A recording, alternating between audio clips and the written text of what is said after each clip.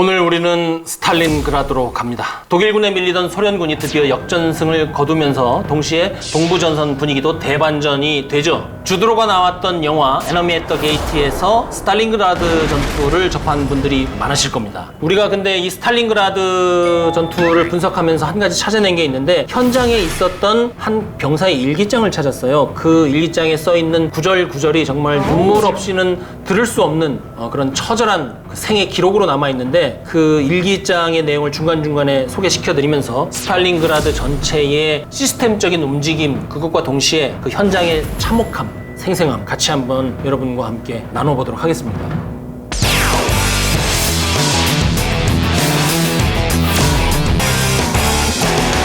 스탈린그라드 전투의 핵심을 저는 뭐라고 생각하냐면, 소련군의 포위선멸전, 그리고 독일군의 포위 상황화 탈출 작전, 이렇게 정리를 하고 이미지를 그리면 좋을 거라고 생각합니다. 그렇다면 이 전투 사례를 공부할 때 어디에서부터 관심을 갖고 찾아 들어가야 되느냐, 이것이 중요하겠죠. 왜 독일군이, 잘 나가던 독일군이 어쩌다가 스탈린그라드에서 역으로 포위가 됐느냐, 작전의 배경을 한번 살펴보겠습니다.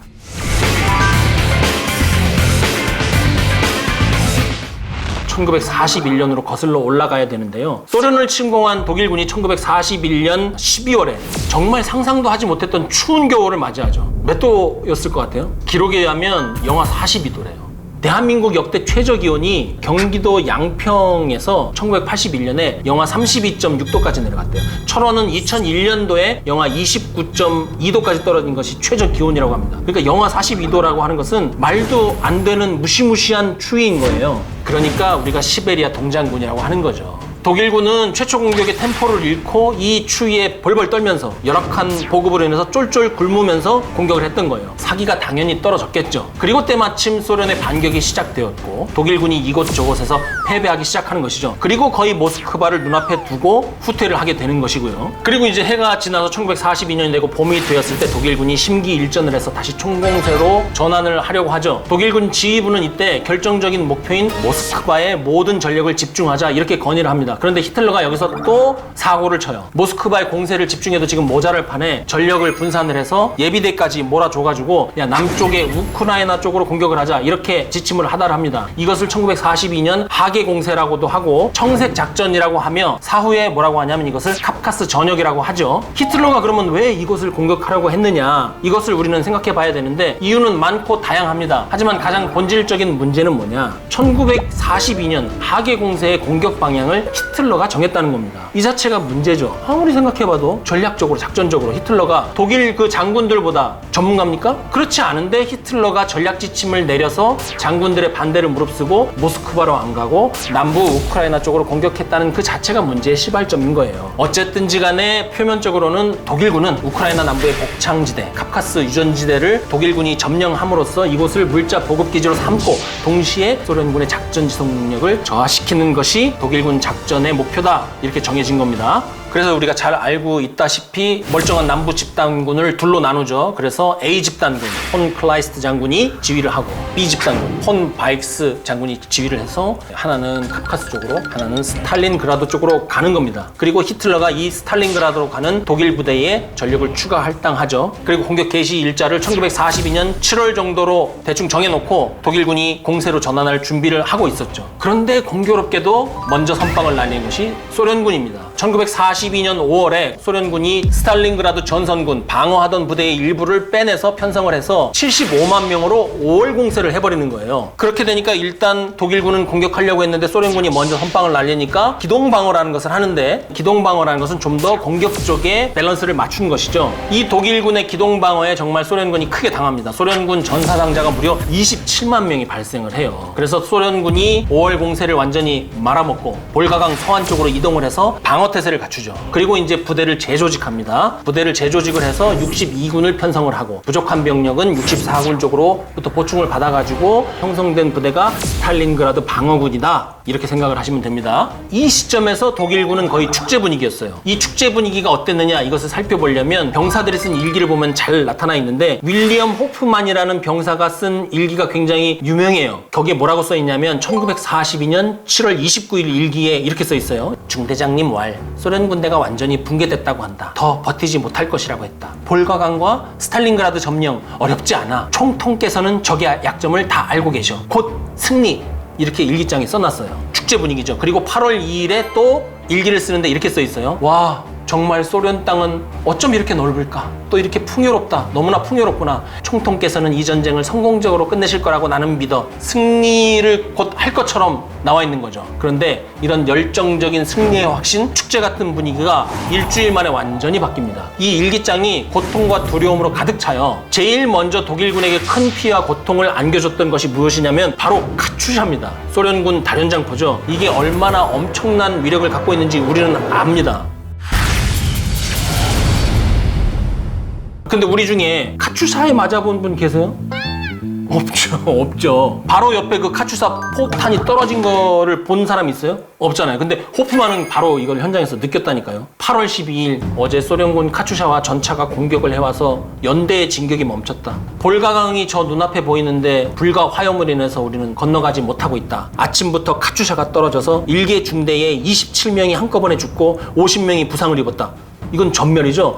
카츄샤가 한 번 떨어지면 중대가 하나씩 없어지는 거예요. 그 카츄샤가 한두 대냐고. 그러니까 이 카츄샤 때문에 거기서 완전히 독일군이 멈춰버린 거예요. 그런 가운데 독일군이라고 뭐 가만히 있습니까? 스탈린그라드를 정말 빨리 점령을 해야 되잖아요. 그래서 공군, 포병 화력을 다 쏟아부어요. 그래서 영화에서 우리가 보는 것처럼 스탈린그라드 시내 일대가 정말 불타고 무너져 내립니다. 이런 상황 속에서 독일군의 공격이 성공해서 스탈린그라드에 독일 제16기갑사단이 먼저 진입을 해요. 독일 제16기갑사단의 공격 개시일이 1942년 8월 20일인데 이게 우리가 스탈린그라드 전투다 하면 전투의 개시일을 8월 21일로 보는 거예요. 이때쯤 되면 굉장히 영화에서 많이 써먹는 유명한 일화들이 나오죠. 첫 번째, 소련 자원여군들. 전선 후방에서 원래는 대공포를 운영하는 말하자면 특수 집단인데 이들이 전면에 나서서 대공포를 가지고 독일 기갑사단의 전차들을 막았다. 이런 얘기들도 있고 다른 에피소드도 있죠. 이거 유명합니다. 시제품 T-34를 공장 노동자들이 몰고 나가서 독일군과 싸웠다. 이것이 거짓은 아니에요. 스탈린그라드에 있었던 T-34 공장 그리고 노동자들 이것이 하나의 클리셰가 돼서 영화 드라마에 많이 나오죠. 물론 이런 모습들이 있었죠. 하지만 전체의 모습은 아니라는 겁니다. 스탈린그라드 전투의 핵심은 시가전이었어요. 독일군이 그래서 이 시가전을 경험을 하고 이건 뭐야 하고 전열을 정비해서 아까 말씀드린 소련 제64군 방어지역, 소련 제62군 방어지역을 독일의 제4기갑군과 독일 제6군이 나눠서 공격을 하는데 이번에는 심기일전하고 체계적으로 들어가니까 뚫리죠.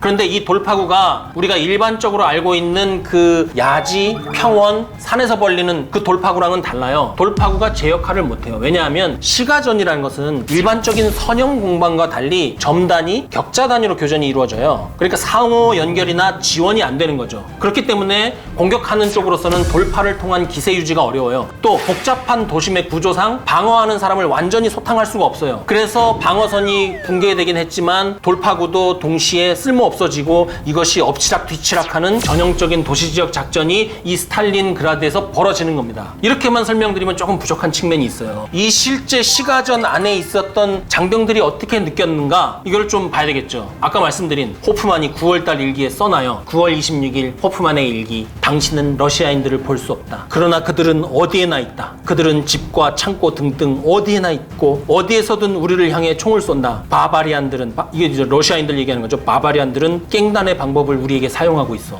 굉장히 사실적이고 구체적이죠. 그런데 지금 소련군도 시가전을 지금 하고 싶어서 하는 게 아니에요. 물러나서 전선을 다시 정비를 하고 방어를 하고 싶죠. 하지만 소련군이 지금 갈 데가 없어요. 방어를 할 수밖에 없어요. 그러니까 거기서 하는 것이고 또 하나는 뭐냐면 이 당시에 직결 처분을 했어요. 스탈린이 직접 지시를 내려서 너희들 거기에서 벗어나는 순간 직결 처분을 할 것이고 너희들 가족들 있잖아. 가족들 경제권 다 박탈한다. 그러니까 죽기 살기로 스탈린그라드에서 시가전을 하는 거예요. 여기에 대해서 호프만이 또 씁니다. 9월 26일 이렇게 쓰는데 여기에 절망이 좀 담겨 있는 것 같아. 러시아인들이 더 이상 항복을 하지 않는다. 치명적인 부상을 입어서 움직일 수 없을 때만 포로가 된다. 러시아인들은 상처 입어 절망하고 있는 야수처럼 공격한다. 그들은 포기하지 않는다. 저는 스탈린그라드 전투의 승패 요인에서 이 호프만의 일기가 가장 현실적인 걸 얘기해 주는 것 같아요. 항복을 안 해. 야수처럼 싸우는 거예요. 상처를 입어서 절망적인 상태지만 포기하지 않는 야수. 이 야수의 끈질긴 생명력, 거친 러시아의 야성 앞에서 독일군의 체계적인 공격이 결국은 무너지는 것이죠. 이렇게 되니까 이제는 누가 누구를 공격하는 건지 알 수 없는 상황이 되어 지독한 소모전 양상으로 전투가 변모하자 불리한 것은 누구겠습니까? 독일군이 지금 자기 나와바리가 아니잖아요. 소련이 그야말로 이때부터 그 끈질긴 생명력으로 악다군이 악과깡으로 밀어붙입니다. 독일군도 그러나 스탈린그라드를 포기할 수 없어요. 총통은 매일처럼 히스테리를 부리면서 소리를 지르고 있고 독일군은 이 스탈린그라드를 일단 차지를 해야 다음 단계로 나갈 수 있습니다. 결국 어떻게 되느냐? 독일군이 스탈린그라드를 90% 이상을 장악하긴 해요. 그러나 시가전은 100%를 장악해야 끝납니다. 90%를 장악했다고 해도 그 10%가 남아서 뭔 짓을 벌일지 몰라요. 계속해서 소련군이 이 스탈린그라드 내에서 포기하지 않고 독일군에게 찔끔찔끔 피해를 입히고 있고 그것이 적층이 돼서 독일군의 군기 사기를 갉아먹고 있는 것이죠. 독일군이 그래서 1942년 10월에 태세를 정비를 해서 볼가강을 건너기 위한 공격을 해요. 스탈린그라드 전투를 끝내기 위해서 총공세를 하는데 1942년 10월에 독일군에게 다시 한번 충격을 주는 게 뭐냐면 미군 무기입니다.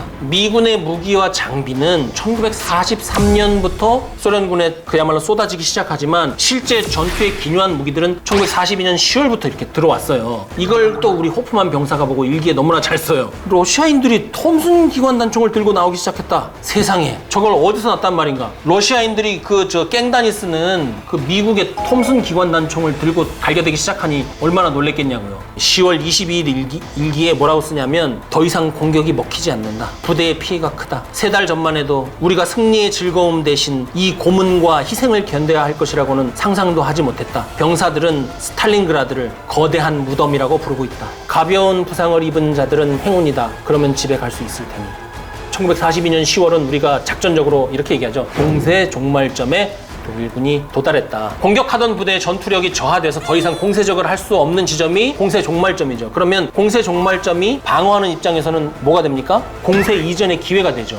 너의 위기는 나의 기회? 이게 된 거예요. 이때 호프만이 또 일기를 기가 막히게 써줍니다. 10월 27일 볼가강을 앞에 두고 소련군을 돌파하지 못하고 있다. 러시아인들은 인간이 아니문이다. 그들은 강철과 같은 존재이문이다. 피곤해하지도 않고 겁도 없이 총알에 달려든다. 우리는 완전히 녹초가 되었다. 더 이상 싸울 힘이 없다. 소련군의 포격 때문에 머리를 들 수가 없다. 자, 좀 전에 얘기했잖아요. 공세 이전의 기회가 소련군에 왔다. 그래서 1942년 11월에 소련군이 뭐합니까? 천왕성 작전, 대공세로 전환을 하죠. 이때 이제 총사령관이 누굽니까? 주코프 장군, 그리고 총참모 장군, 마실레스키. 이들이 이제 대규모 공격 작전을 입안을 해서 준비를 하고 이제 공격을 하는 것이죠. 이 천왕성 작전, 소련군의 총공세의 핵심은 무엇이냐? 독일군이 차지한 스탈린그라드, 지금 90% 차지했다고 그랬잖아요. 이 일대 지역의 약한 틈을 찾아가지고 이거를 이렇게 몰아내는 게 아니고 중심 깊게 돌파구를 내서 독일군이 돌파구가 뚫린 쪽으로 부대를 집중시킬 거 아니에요. 그러면 양쪽에서 부대를 탁 집어넣어갖고 상대적으로 약해지니까. 그래서 양익 포위를 하고 절단을 하고 부대를 갈기갈기 찢어놓는 거예요. 이거를 90만으로 이렇게 했다고요. 이거는 막아낼 방법이 없는 거예요. 이게 1942년 11월 19일의 일입니다. 이때 또 호프만이 일기를 또 써줘요. 이렇게 소련군이 전 정면에서 공세로 전환했다. 처절한 교전이 시작되었다. 그런데 약간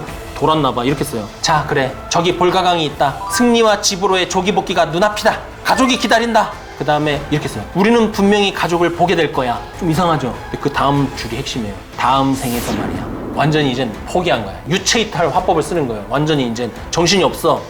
그리하여 1942년 11월 23일 소련군이 아주 위대한 작전을 성공시킵니다. 독일군 제6군의 25만 병력을 완전히 포위해버려요. 이 포위가 보통 포위가 아닙니다. 동쪽 측면이 거대한 이 볼가강으로 꽉 막힌 배수진을 친 상황 하에서 포위를 하는 거예요. 이 시점에 독일군의 상황을 가장 잘 표현하는 것 역시 호프만입니다. 호프만이 일기를 이때 어떻게 썼을 것 같아요? 딱 한 줄 써 있어요. 11월 29일 포위되었다. 히틀러는 소련군이 배치되지 않은 동쪽 측면으로부터 독일군 기갑부대를 증원을 해서 포위를 풀어내려고 했는데 결국에 관뒀어요. 가능하지 않아요. 그러니까 이 부대는 완전히 버림받은 부대나 마찬가지죠. 더군다나 식량 탄약 보급이 끊긴 지는 이미 오래예요. 이때부터 독일군은 뭐랑 싸워야 되냐? 소련군하고 싸우는 것도 힘든데 절망과도 싸워야 되고 영하 42도하고도 싸워야 되고 먹을 것이 없으니까 자기 자신의 배고픔하고도 싸워야 돼요. 12월부터는 진짜 절망이죠. 호프만의 일기에도 절망적인 내용만이 써 있는데 쓰는데 주로 내용이 배고픈 얘기, 먹을 거 얘기밖에 안 써요. 이때부터는. 여러분 이 식욕이라는 거, 굶주림의 고통이라는 거 이건 정말 대단한 거예요. 하루 종일 먹을 거 생각밖에 안 나잖아요. 호프만도 일기에 그렇게 써요. 12월 26일 일기에 뭐라고 써 있는지 아세요? 말을 다 먹었다. 난 이제 고양이를 먹어보려고 한다. 동료들이 그것도 먹을 만하다고 했다. 그리고 뭐라고 하냐면 동료 병사들은 시체가 되었거나 미치광이가 되었다. 보이는 모든 것을 입에 넣으려고 한다. 러시아인들이 포를 쏘면 폭발이 일어난 쪽으로 걸어가려고 한다. 죽으려고. 도망치거나 숨는 자는 없다. 전쟁이여 저주 있으라. 그러고 전사한 것 같아요. 이 일기장이 발견된 게 전장에서 발견되거든요. 43년 1월 이후로 일기가 없습니다. 해를 넘겼죠. 1943년 1월이 될 때까지 독일군은 포위를 풀지를 못해요. 소련은 계속 포위를 유지한 가운데 독일군을 밀어붙여서 완전히 그냥 수장시키거나 다 죽여버리려고 하죠. 그리고 1943년 1월 16일에 이제 소련군이 완전히 독일군을 끝장내기 위해서 총공세를 펼치죠. 독일군이 이제는 남은 거 뭐 있습니까? 항복밖에 없죠. 원래는 참다 못해서 1월 22일에 독일 제6군사령관이 파울루스잖아요. 이 파울루스가 히틀러한테 얘기를 해요. 우리 좀 항복 좀 하게 해주시오. 근데 히틀러가 거부를 하고 어떻게 하냐면 오히려 파울루스한테 원수 계급장을 줘요. 원수부터는 뭐예요? 정치적 인물이잖아요. 원수는 항복을 할 수가 없어요. 통수권자잖아요. 그러니까는 이것을 후세에 뭐라고 해석하냐면 히틀러가 자살하라고 지시한 것이나 마찬가지다. 뭐 이렇게 해석을 하기도 해요. 하지만 어떻게 해요? 모두 싹 다 죽을 수는 없잖아요. 그래서 1943년 2월 3일에 스탈린그라드에 들어갔던 독일군들이 공식적으로 항복을 합니다. 이때 남은 독일군 포로가 9만 1,000명밖에 안 돼요. 다 어디 갔어? 막 100만, 200만 다 어디 갔어? 이 스탈린그라드 전투에서만 전사상자가 총 200만 명이에요. 굉장히 참혹하고 처절한 전투죠.